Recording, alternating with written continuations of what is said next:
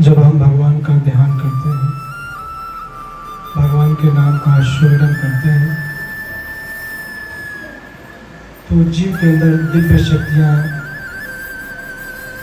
जागृत होती है। जीव के अंदर का जो विकार है वह समाप्त होते हैं। जब भी मनुष्य तकलीफ और दुख और संकट में होता है, उस समय मनुष्य अपने आपा को खो देता है और इधर उधर भटकने लगता है। अपनी समस्या को खत्म करने के लिए वह समाज में भटकने लगता है, इनकी उनके पास जाने लगता है। लेकिन हमारा शास्त्र कहता है, हमारे ऋषि मुनियों का अनुभव रहा है कि जब भी मनुष्य बहुत तकलीफ और दुख में हो तो वह हर और न भागते हुए वह परमात्मा का बैठकर ध्यान करे। जब आप उस स्थिति में भगवान का ध्यान करते हैं, जब आपके जीवन में बहुत बड़ी संकट आ जाती है, आप बहुत समस्याओं से घिर जाते हैं, तो उस समय व्यक्ति काफ़ी बौखलाया रहता है और उसको समझ में नहीं आता मैं क्या करूँ। तो वह समाज में उस समस्या का समाधान ढूंढता है, उनके पास जाएगा। लेकिन हमारा शास्त्र कहता है, अगर कोई भी आपका समस्या दूर कर सकता है तो वह परमात्मा है। आप परमात्मा का जब ध्यान करते हैं, जब मनुष्य परमात्मा का ध्यान करता है तो परमात्मा उस जीव को कोई न कोई मार्ग देते हैं, किसी न किसी से भेंट कराते हैं और जिस परेशानी में वह जीव बजा हुआ होता है उस परेशानी से बाहर निकल जाता है। इसलिए हमारे संतों ने कहा है कि जब जीव बहुत ज़्यादा उलझन में हो, समस्या में हो, उसको बहुत ज़्यादा परेशान होने की आवश्यकता नहीं है। वह अपने मन को एकाग्र करके वह ध्यान में बैठ जाए, कुछ समय के लिए भगवान के नाम का सुमिरन करे, उसका मन भी शांत हो जाएगा, मन की बौखलाहट भी खत्म हो जाएगी और भगवान की कृपा होगी तो उसकी जो समस्या है वो भी समाप्त हो जाएगा। तो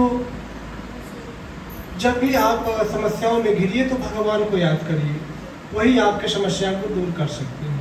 लेकिन जीव भटक रहा है क्योंकि जीव सत्संग नहीं कर रहा है, संतों महात्माओं का सानिध्य भी जीव को नहीं मिल पा रहा है, तो वह शायद सोचता है कि हमारा वह कल्याण कर देंगे, हमारा वह कल्याण कर देंगे।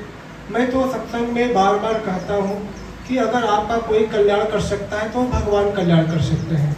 हमारे आपके अंदर कोई ऐसी सामर्थ्य और ऐसी शक्ति नहीं कि जो जीव किसी का कल्याण कर सकता है, मनुष्य किसी का कल्याण कर सकता है। जब वो चाहेगा परमात्मा तभी कोई किसी का कल्याण कर सकता है, वह चाहेगा तब।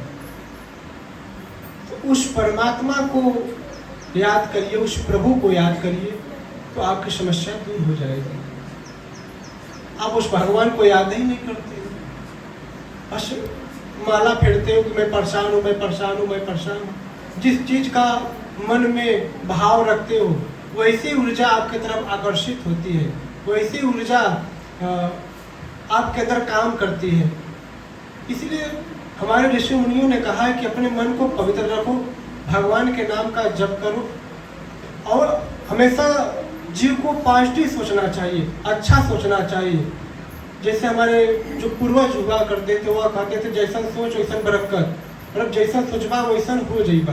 तो सही बात है, यह हमारे ऋषि मुनियों ने हजारों वर्ष पहले ही इसका वर्णन कर दिया है कि अगर मनुष्य जो चीज़ सोचता है वैसी चीज़ उसके अंदर ऊर्जा आती है, वैसे वो क्रिया करता है। जो चीज़ सबसे ज़्यादा आप सोचते हो, इसलिए मनुष्य को अच्छा से अच्छा सोचना चाहिए। किसी भी स्थिति परिस्थिति में आप बचे हो, कैसे भी संकट में आप बचे हो, उस स्थिति परिस्थिति में भी आप जीव को अच्छा सोचना चाहिए, मन को समझाना चाहिए, मन को शास्त्र के अनुकूल चलाने के लिए प्रेरित करना चाहिए।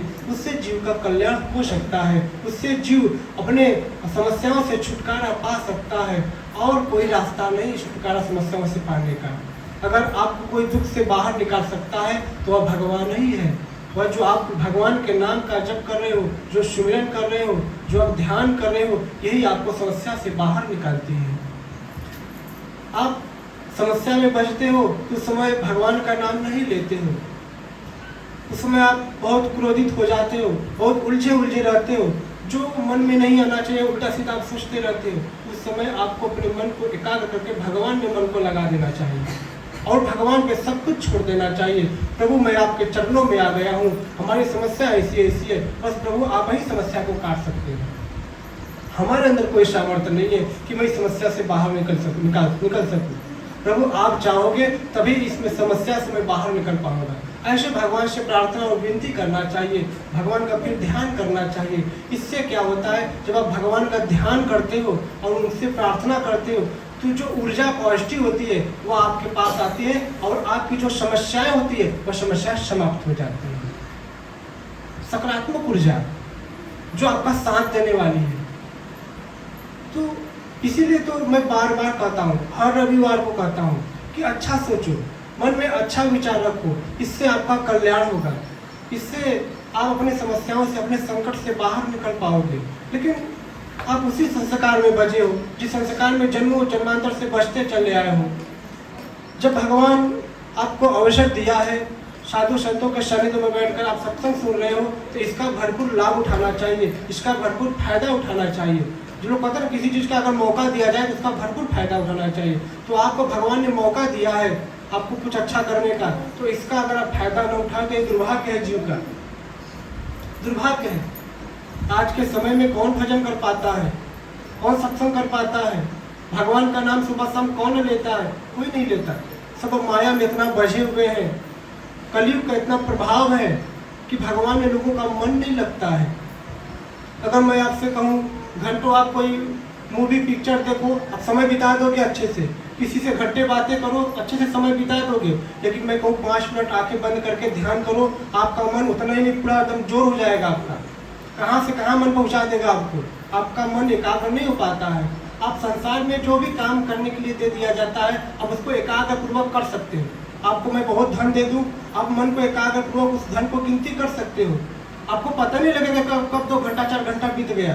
लेकिन मैं वही 10 मिनट के लिए भगवान का ध्यान करने के लिए बोल दूंगा तो आपका मन नहीं लगता है, आपका मन इधर उधर भागता है, क्योंकि यही मूल है, यही मूल है।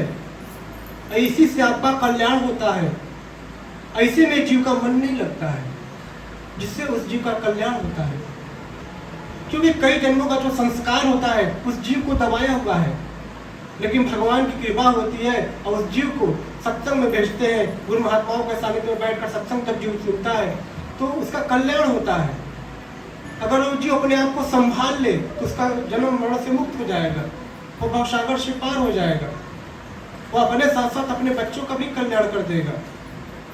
लेकिन कहाँ बने हो, अपना कल्याण खुद ही नहीं कर पाते हो। मन में दिन भर झंझटबाजी है, मन में तनाव हमेशा बना रहता है। अब संसारिक क्रियाओं में इतना बजे हो कि भगवान की तरफ ध्यान ही नहीं है, मात्र संसार की तरफ ध्यान है, संसार के पदार्थ को संग्रहित करने की तरफ ध्यान है कि हम ये चीज पा जाओ, हम वो चीज पा जाओ, हम उसका वो ले ले, हम इसका ये ले ले। लेकिन शास्त्रों में बताया गया, हमारे साधु संतों ने वर्णन किया है हजारों साल पहले कि जो भी तुम सोच रहे हो, जिस सपना में आप अपने महल को सजा रहे हो, यह एक दिन टूट जाएगा। सपना कभी सच नहीं होता है। ऐसे जो भी हम संसार में भोग रहे हैं यह हकीकत नहीं है, यह हकीकत दिखने में है लेकिन हकीकत होता नहीं है। जैसे हम सपने में भोजन करते हैं तो ऐसा लग रहा है कि हम भोजन कर रहे होते हैं, जैसे नींद खुला तो पता लगा भोजन का पता नहीं है, कि नहीं? हकीकत जैसा लगता है। ये भी जो हम एक क्रिया कर रहे हैं धरती पर, ऐसा लग रहा है कि मेरा है सब कुछ, मेरे बच्चे हैं, मेरा शरीर है, मेरे घर के सामने पेड़ है। ये माया है, ये प्रभु का माया है।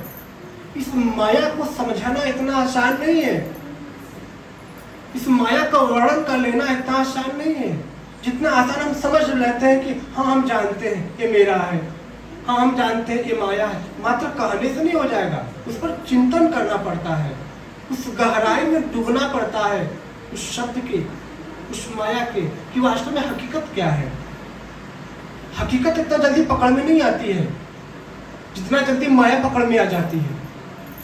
हकीकत नहीं पकड़ में आती है, हकीकत को समझना होगा। हकीकत ऐसे समझ में नहीं आती है जब से आप गुरु महात्माओं का सानिध्य न लो, जब से अपने शास्त्रों अपने ग्रंथों का अध्ययन न करो, तब से आपको हकीकत के बारे में पता ही नहीं लग सकता।